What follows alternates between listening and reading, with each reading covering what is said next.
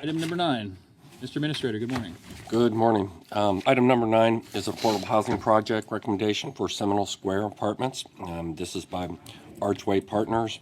The funding recommendation is for $4 million for land acquisition and construction costs. This will provide 96 multifamily apartments at or below 80% area median income, and the breakdown is within your packet. What was the dollar amount of county funds? $4 million. $4 million. Commissioner Seal. Yes, I had two questions. One is attached is a penny for approved project tracker.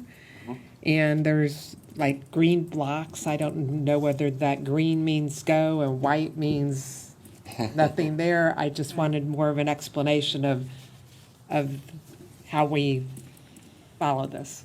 Sure. Good morning, Commissioners. Bruce Bussey, Community Development Manager. We did attach that update for you on the previously approved penny projects. Yes, green means go in the sense that that category has been achieved. It's not necessarily a chart moving all the way across the line. It's a chart of various components of project approval. So I think probably the most important one is towards the right where we have under construction. We're demonstrating a percentage complete of each project that is under construction. Several of the projects have not got to that starting point yet. They're completing their financing, due diligence, so it's really by category. Okay, so it bears to question, like Skyway Lofts, it shows that the land acquisition closed February and March of 2022, but it's 98% under construction. Correct. That How could it project was close yet? That project was actually under construction at the time of funding. That was a project that had received tax credit financing due to cost increases, primarily due to lumber and construction shortages. They applied for additional funding. The board approved that during the construction period. Technically, the land acquisition is not closed because when it was under construction, there's a lot of liens on the property, and so we couldn't have clean title at that point. So we worked with their attorneys and have planned the closing post-construction. So at the end of the construction, the land will be acquired with the penny funds and leased to the developer. Okay. All right, my only other question is,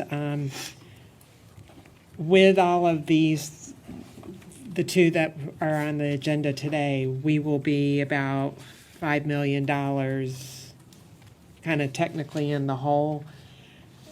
Are we going to continue to take projects, or how are you going to fund this? I know that we've always are concerned about the penny monies coming in and all of the ask for the pennies and stuff like that. If we use up the 80 million plus or 83 million plus very soon, then we're done? Yeah. And then where do we get it from? But I think we're quite a ways from the $80 million. No, I know that. In terms of that Yeah. full amount, but I think our game plan has been to spend dollars sooner rather than later, not necessarily spreading that $80 million over a 10-year period. Because of the great need for affordable housing, our efforts are really focused on spending sooner, creating those units as soon as possible. So we certainly have that cap at the $80 million. On an annual basis, the current budget is $18 million. We're closely tracking that. There were penny $3 available prior to penny 4, so there was about $5 million of penny 3 remaining before we started in on penny 4 spending. As the chart indicates, there are some projects that are not moving forward yet, so the $23 million commitment has not been expended at this point. One project may actually be not moving forward, so it's a balancing act. We're closely watching the budget, but if we were to go over the annual amount, we would be back to the board looking for a budget amendment approval to move dollars. Okay.